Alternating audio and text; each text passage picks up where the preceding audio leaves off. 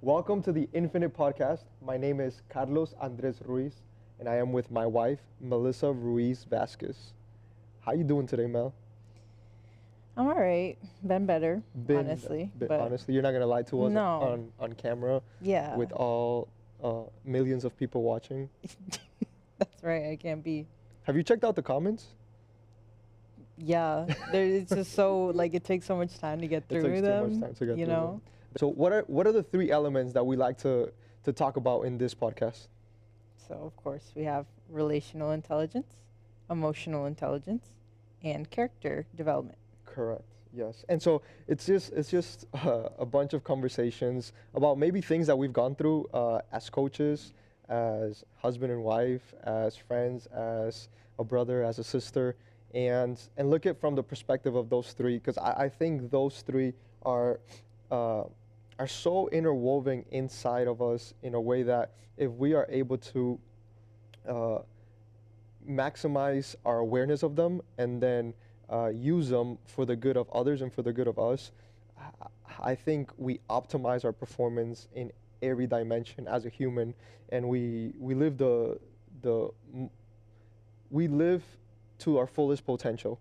And so these are three that I just feel no matter how much knowledge you have, I feel that no matter where AI goes, AI can't really teach us and guide us and give us real practice on relational intelligence, emotional intelligence, and character development. But before we dive into what we'll talk about today, we'll start with our warm up. Are you ready? I'm ready. You're ready. All right. Do you like warm ups? Yeah. Well, like okay, like this or like In general? in general. Yeah, I like when I was on a team, like I had no problem with warm ups. Like that's you kind of need it to like you can't just like jump right into the game. Seco. Like I don't know how I feel about warm ups either.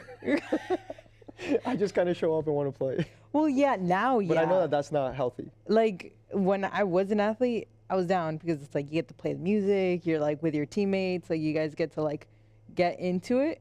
But now, like say I had a pickup game or like I joined like a summer league or something, no warm ups are No taking warm ups. place. No. Yeah, you show up right on time to Mm-hmm. get on the field. All right, so here's the warm up. Uh, what is your favorite band or music artist? We got Mosaic, of course. Hmm. Um,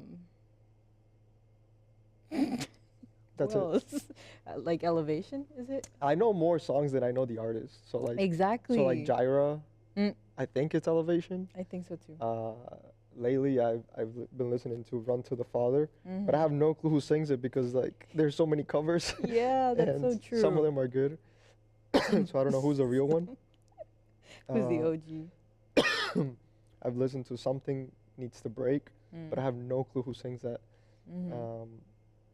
But I am more okay. So let's do this. We'll pick one uh, worship, or I guess it's called secular and non-secular. And so we'll pick one secular artist, and you can pick one not secular artist. You start. You want me to start? Yeah, yeah. Okay. I'm gonna be sitting here thinking though. It's so hard to not go with Mosaic. Yeah. It's a worship band, which I don't know. There's something about their music that it makes my soul feel connected to, I want to say, my creator, and Mhm. their words really hit deep to the point I run listening to just this soft worship, which I know how you do it. I think you're more of a, I need you to be yelling at me to run. Last year, if I had to pick one of the best moments of my last year, it was when you and I were at the Mosaic conference and we were listening to I'm Different. Mm. And I think it was after the last talk of the night by Erwin.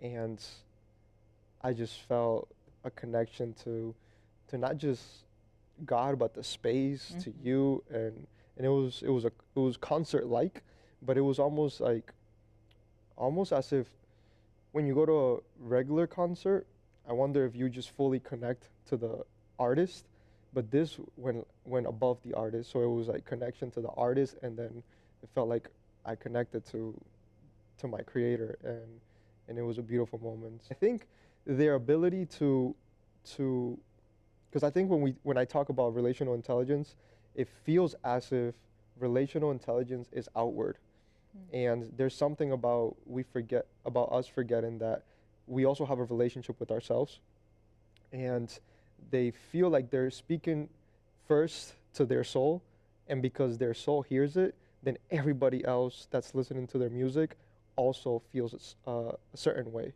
and and I think that there is something unique about when you want to do something that transcends you, it has to start with you, and that could be one of the highest forms of training relational intelligence, understanding what moves you. Because if I'm a human and you're a human, there might be some overlaps.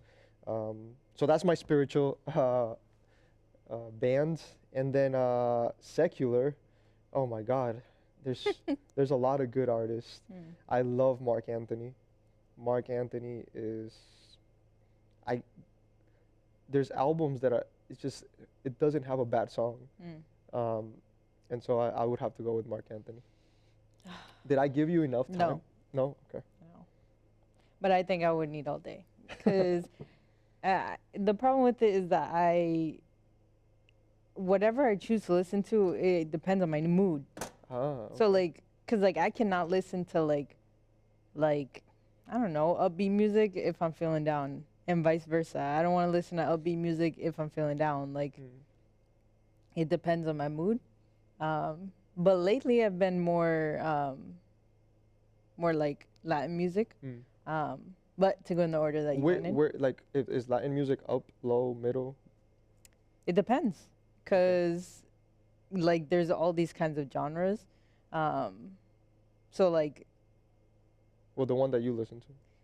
the one I listen to probably more up. I think if you listen to like I have this playlist that I follow on Spotify that's like salsa from the 80s, 90s, and romantic. So like that one can be like kind of more in between, because like if it's romantic, it's like not super upbeat, it's still upbeat, but like the I guess like the topic is a little more like mellow, but it varies a lot. And then there's like salsa classics. I think that's a little more like it's kind of similar, more low, because it's like you have salsa is so funny, because like especially the classics, because it makes me think of Pedro Navaja every single time, because like the story is insane. Yeah. But like the music is like upbeat, like you still want to dance, you still want to like have fun, but like But it's an actual story. It's like a storyline. every like all the old salsa songs are like stories, and like they're like most of the time they're pretty sad, like, but they're so upbeat. So maybe I like that about salsa. But I think I've been more into like El Grupo Nietzsche, like that kind of like old, well, not old, but like that kind of salsa. So I'm gonna have to go with them then. Grupo Nietzsche? Yeah, Okay. for secular. For secular? Okay. And then spiritual? I don't want to be like, oh, the same. So I'm going to go with, if that's what you listen to work out, I listen to Christian music too to work out, but it's Christian rap / pop. And like my favorite artist right now is No Big Deal. I told you, like, I feel like every time I come back from working out, I'm like, you have to listen to this one. It's so good. And every time, if I have it on like a smart shuffle on Spotify where it like suggests new songs for you, every time it's a new song that I like, it ends up being him. Like it's him. I'm like, oh my God. Is he him? He's him. He goes in. Like he's because I like it because it's like challenging, but also like parts of it are like really real.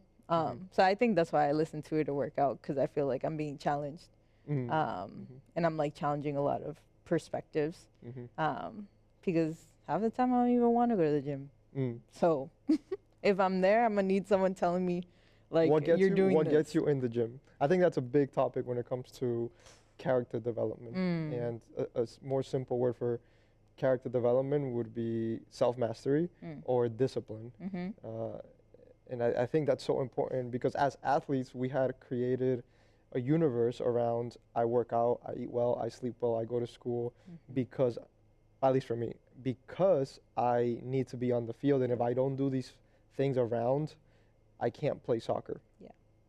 And then when you strip out the team, the season, then it becomes really destabilizing as to why should I go get fit? What gets you to go into the gym? Or talk to me about the agony before. It's less now. I think in the beginning when you're trying to get into that routine of going to the gym and like not having like your season to be the reason that you're going, it's definitely a lot harder.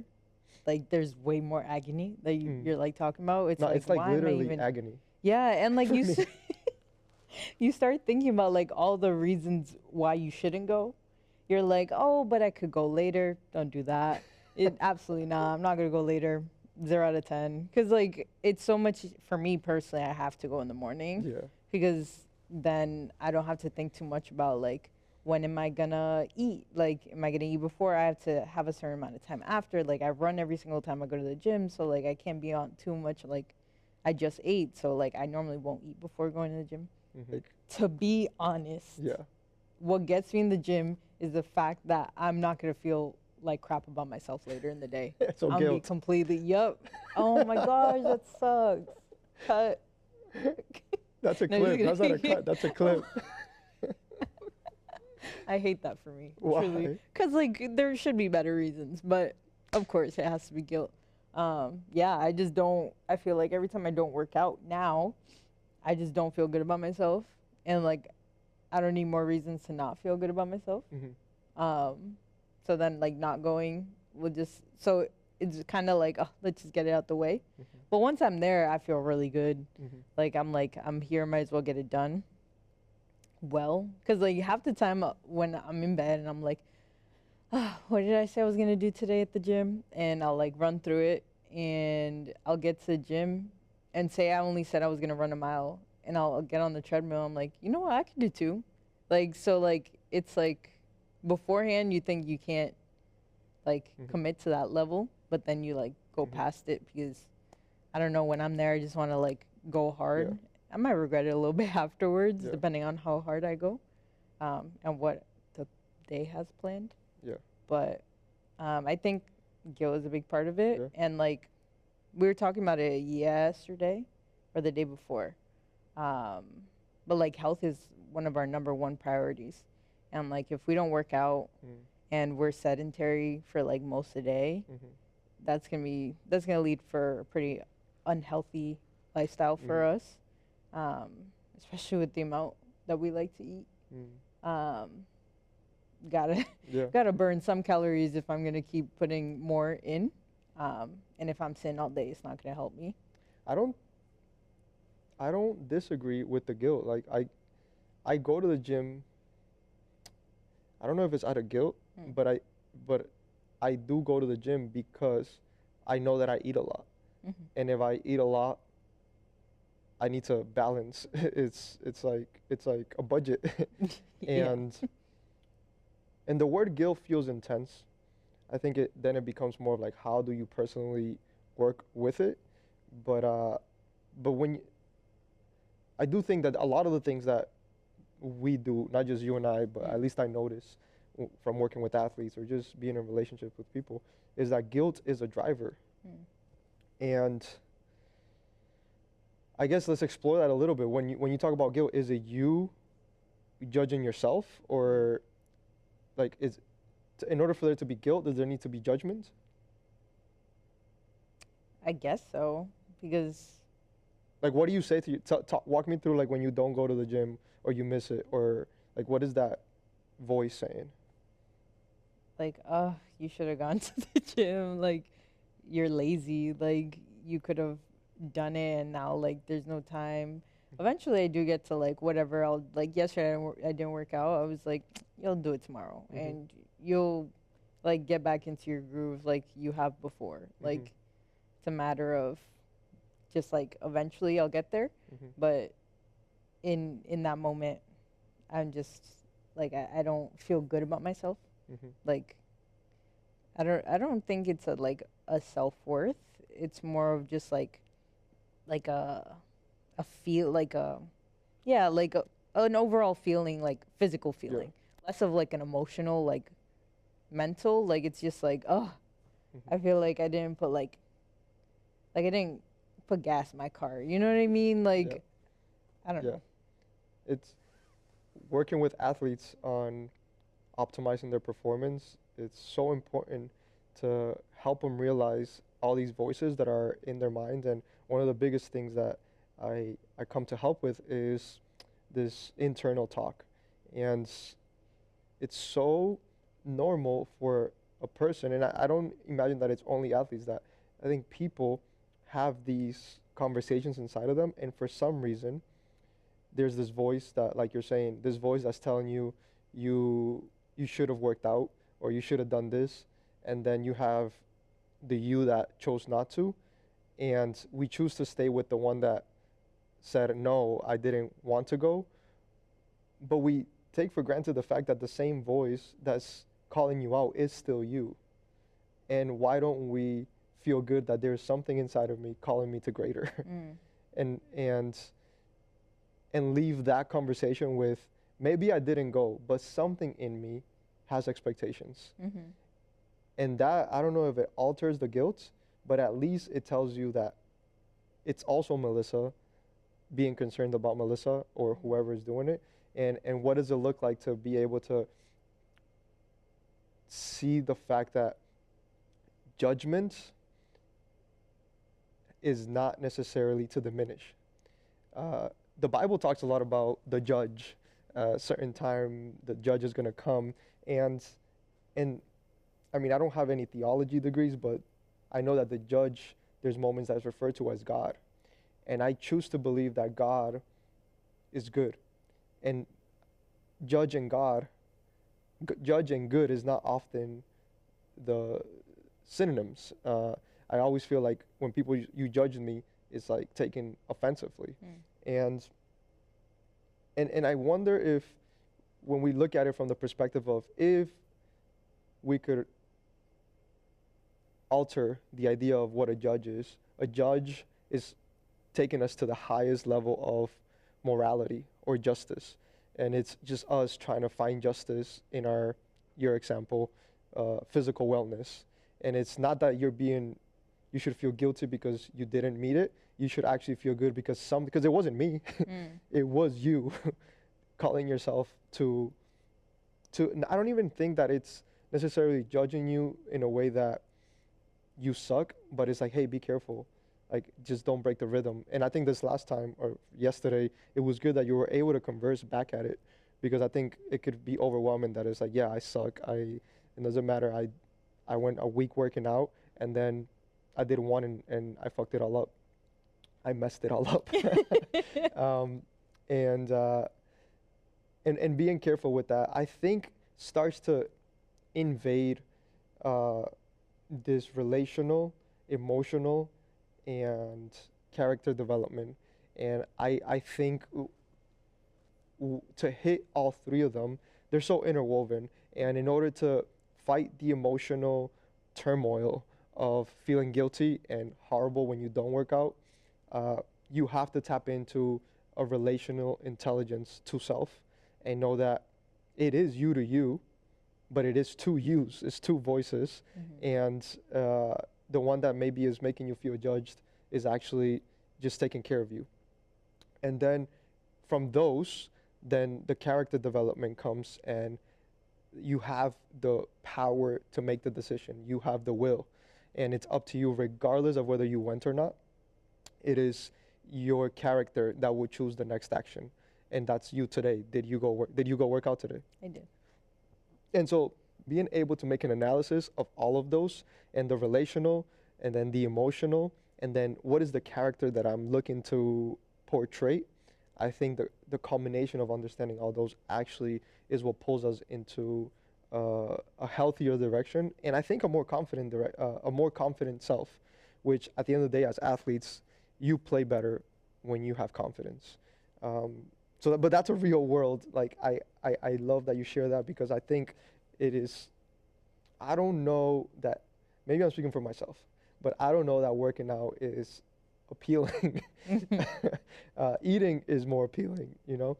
Sleeping in is more appealing. So somehow we got to work out when we were Yeah. talking about bands and music. Yes, that was my bad. How did that happen?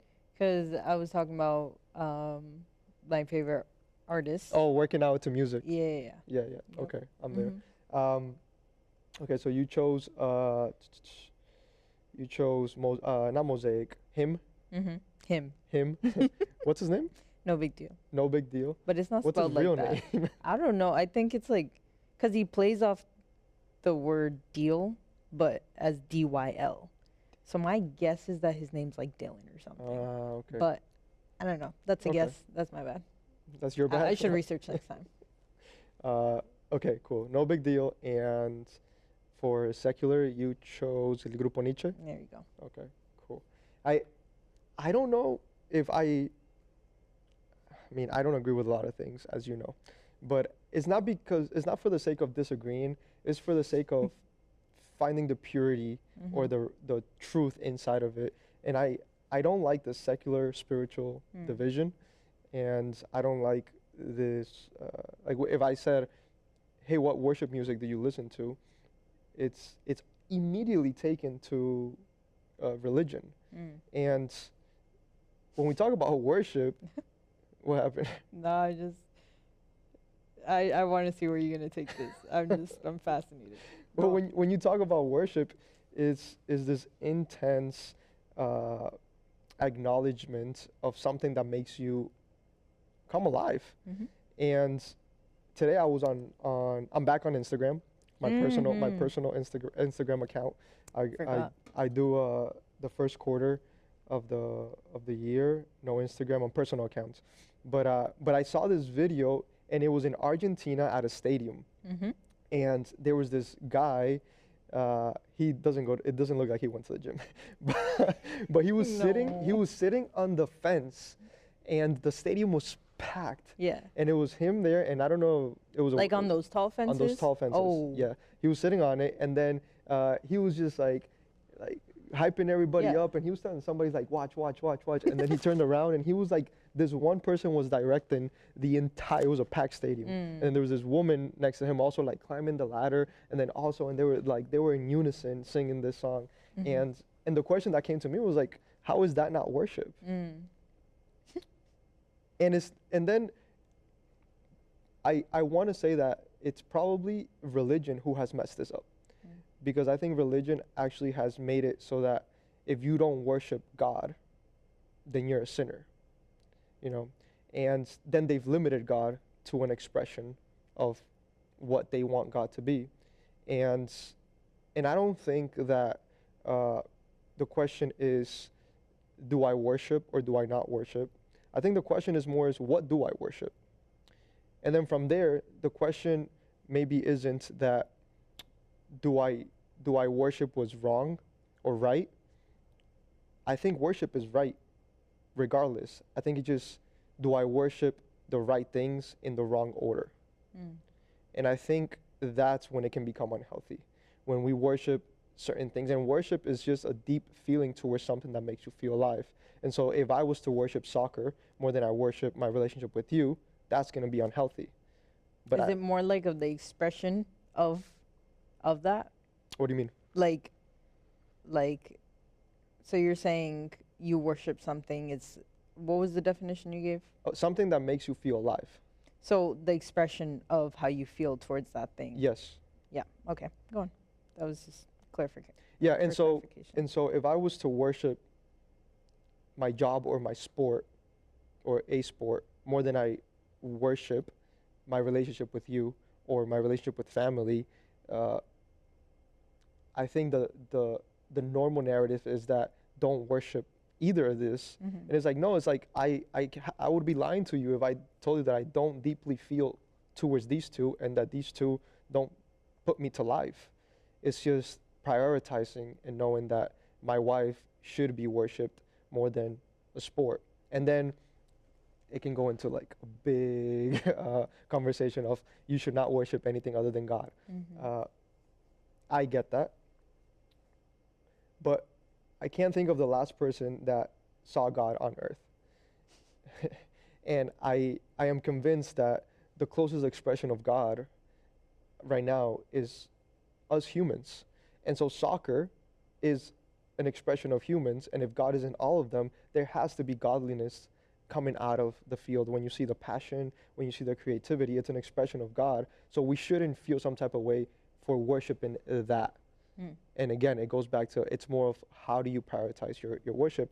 And then I choose myself to, God is my first in that ranking, is who I worship first. And then from there, everything else.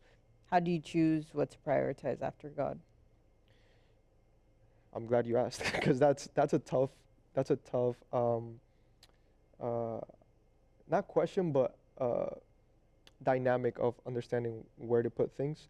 And I think we had an episode where we talked about timeless, and I think the way to prioritize these things is more aligned with what is more timeless in your life.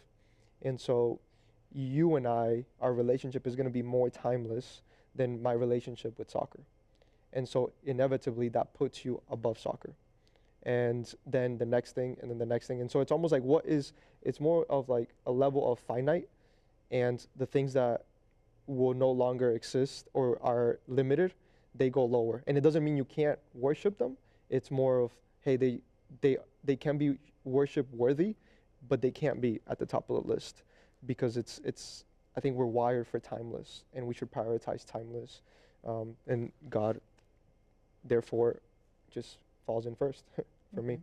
So yeah, so I just wanted to touch on that worship and the distinction between why we got to go secular and why we got to go spiritual. And anything that is walking is spiritual because God created it. And so we wanted to talk. I guess we went a little bit into religion, and we had an interesting moment last week at a funeral. And we laugh, but it was not funny in the sense that it was a family. It was one of my family members, which, as you're married to me now, it's our family.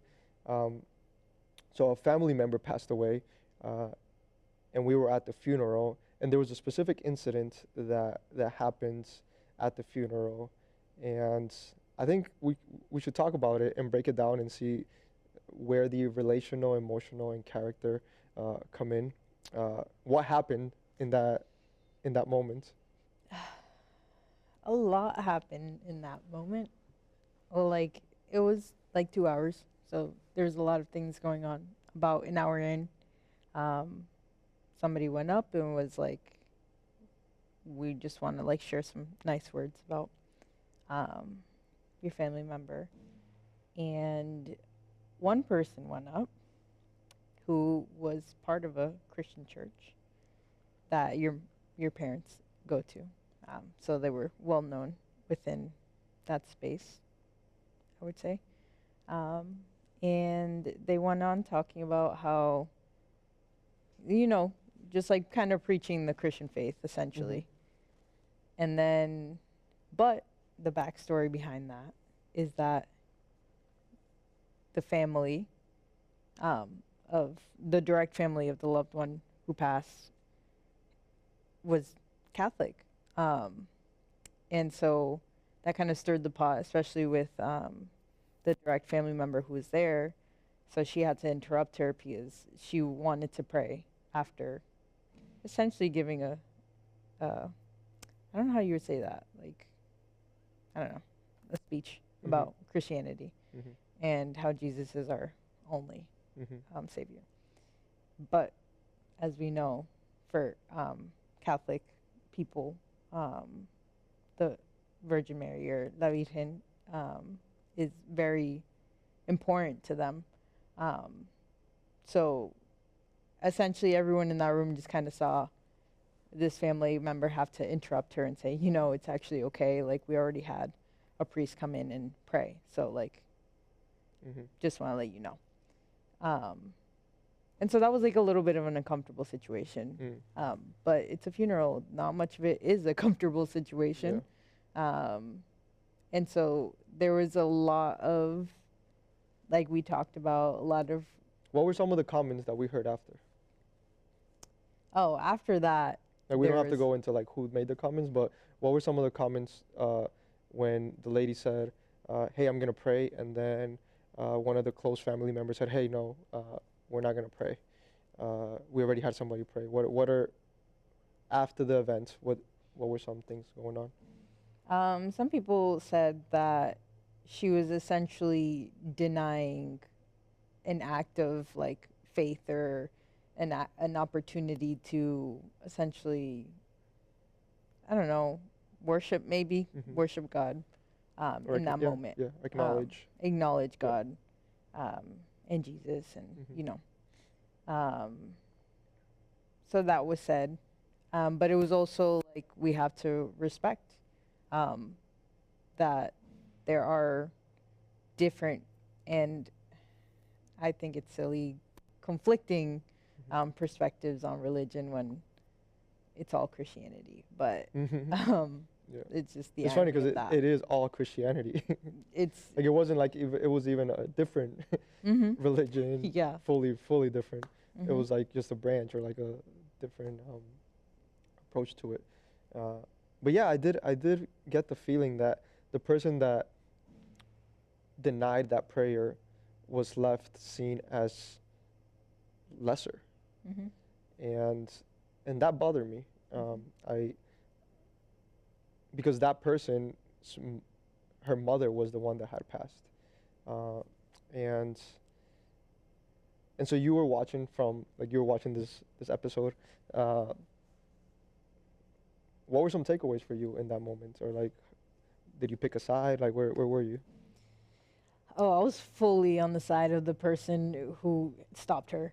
Um, Given I'm Christian and like, you know. So uh, beliefs wise, Mm-hmm. you were with the person who was going to pray, but at that moment Mm-hmm. you were with the person who stopped them from praying. Yes. That's not normal. But yeah, I agree. Yeah. Mm-hmm. Me too. Mm-hmm. Um, what made it so that even though it was a person that aligns with your view of spirituality, uh, you were okay with the other person stopping that act? You've talked about this in the Ballers Lab, like read the room. Like it's just really as simple as read the room, man. Like Yeah. there, if you have the gall to get up there Mm. and speak at someone's funeral, that means to me that you know this person Mm. well enough at least. And if you know this person, you know that they're Catholic, their daughter is Catholic, their daughter's husband is Catholic. It's a Catholic family. Mm-hmm. And to get up there and to impose your religious beliefs on them Mm. because of one interaction you had with the person who passed away, Mm-hmm. maybe a day or two before they did, Mm-hmm. it makes it clear to me, at least, that this is no longer about the person who passed away, let alone the What love what that you what have does for it the make you people. feel like that? It's about what? It's about imposing their beliefs on others and about making themselves feel good, because in that moment she was talking about the fact that she was present when that person gave their life to Jesus, Mm-hmm. essentially, or acknowledged Jesus as their savior. Yeah. And if it truly is about that, that can stay between them. Mm-hmm. That doesn't have to be an announcement to a room full of loved ones. And it's just so clearly done in a way meant to kind of be like, well, I'm just saying, but you're kind of in a way trying to manipulate people. And I think that's why people have a lot of problems with organized religion and Mm-hmm. the Christian faith specifically, Mm-hmm. because it's a lot of that. Mm-hmm. And if my mother had passed away and someone went up there talking about a religion that wasn't necessarily mine, and trying to impose that on my mom, and that wasn't necessarily like maybe where we left off on, doesn't matter. Like, whatever her daughter wanted in that moment is the appropriate choice. Does not matter. Yeah. Like, point blank, period. Yeah. And for you to get up there and do that, it's not about God. It's not about Jesus. It's about you. Yeah. And the way you feel after. Yeah. Because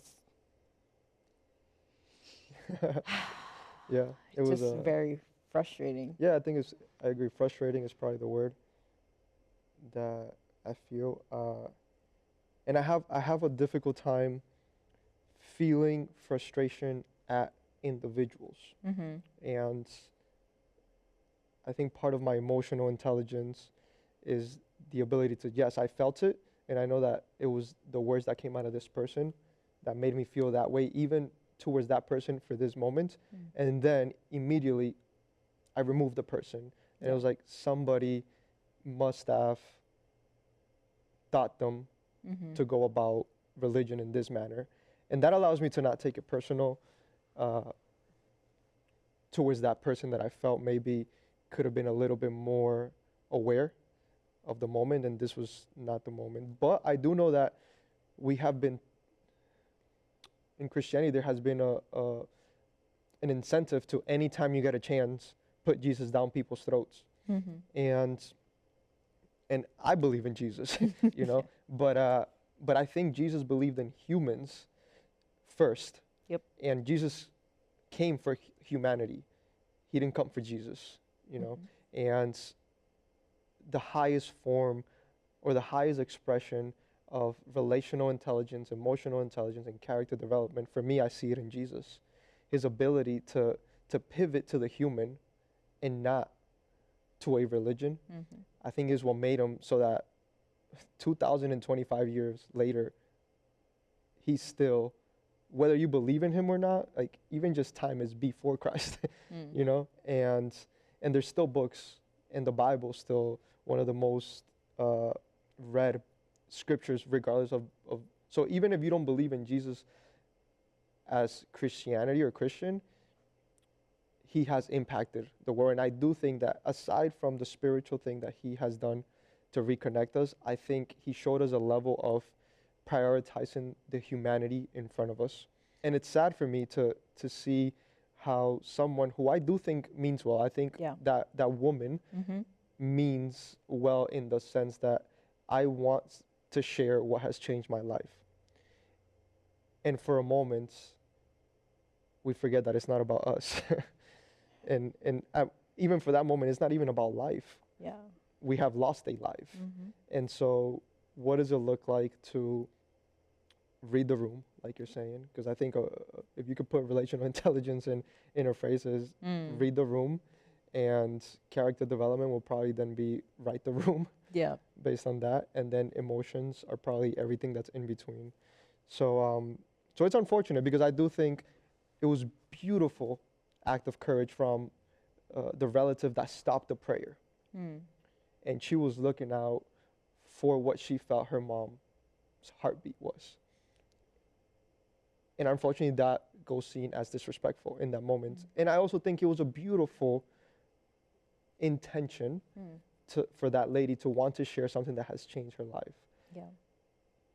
But being in that room, I think demanded that we prioritize the room. And in the long run, if the Jesus that she believes in is that beautiful, he will reach the heart. And so yeah, that was an interesting moment in which I felt that our inability, in such an intimate moment, in our inability to be aware of the relational intelligence, the emotional intelligence, and the character. Sometimes we try to portray the character of Jesus, and we miss the fact that he was so textured, and it wasn't just about Jesus, it was about humanity. And what does it look like to study the character of humanity as opposed to just the character of Jesus and impose that on everybody? So yeah, so I think thank you for sharing on that moment. I think it's something that creates a lot of division, and at the end, I do feel that humans are good, innately good, and when we do something that harms others, I think is based on how we've been informed. Mm. For me, if you don't believe in Jesus, it's because you haven't been shown the beauty of Jesus. So it's not on the person denying Jesus, Mm-hmm. it's on the person articulating Jesus. But for some reason, when people deny Jesus, we come at them as opposed to the way that I presented Jesus. Yep. It's like that. That feels like important. A situation in which like relational intelligence Mm. and emotional intelligence is huge. Because like if I approach you, and I think it has to do a lot with like the way we communicate. Because the same can be true about education. Like the way I approach Mm. teaching you something is going to be it should be on me as the teacher, Mm-hmm. whether you get it or Mm-hmm. not. Yep. I can't sit here and get mad at you for not getting it. Mm-hmm. It's like, well, this is how I learned it. Why don't you understand? Mm-hmm. Maybe because I don't understand the way you're teaching it to me. Mm-hmm. So if that way doesn't resonate with someone, you try a different way. And if there's a message inside of you that you feel matters so much, you will not feel intimidated by the rejection. You go back and say, I must have explained it in a way that it wasn't as compelling as it was to me.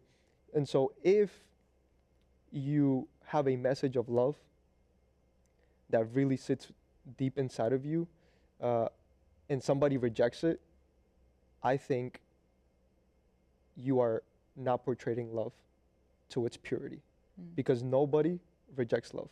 Mm. That's good. All right, we've gone for a bit. We're going to close. What is one thing, Mel, that you feel, we talked about a lot of different topics today. did. What's one thing that you want to run with today? And maybe forget about what people take away. What do you take away today? I really like that you gave relational intelligence the read the room and the character development write the room. Mm. And it made me think of like emotional intelligence as like kind of like that editing process, Ooh, that's good. right? Yeah, it gives a practical um, map of Mm. how to use these three. I don't think I'm gonna add a takeaway Why? because I really like that one. I agree. I think that the relational intelligence is the ability to read the room, Mm. and I think that character development is external by your decisions Mm. that you make and then your actions, which then allows you to write the room. And we all have to be able to dance with those two. I go into a room, I read the room, and I have to write the room because you have to believe that you have something to contribute. Mm. But then there's this editing process internally that is our emotions going all over the place and is our capacity to bring those together, what I read and what I want to write. Mm. And don't suppress the emotions, but be aware of the emotions to then propose a compelling expression of what's inside of you, which I'm convinced that our most pure and authentic expression is just love outwardly. And and so I think if that was an equation, that is probably how you uh, expose the purest form of love within you. Read the room, go through your editing process of your emotions, and then write the room with love. So that was good. That's it. That's all we're gonna do for today. It's always fun to walk into real world experiences and moments in which we can see these invisible elements of character development and emotional intelligence and relational intelligence. So thank you so much for taking the time, even on a difficult day, or just not the best day, but coming and having a conversation with me and people who can get some life from these conversations. I love you, and we'll see you guys next episode.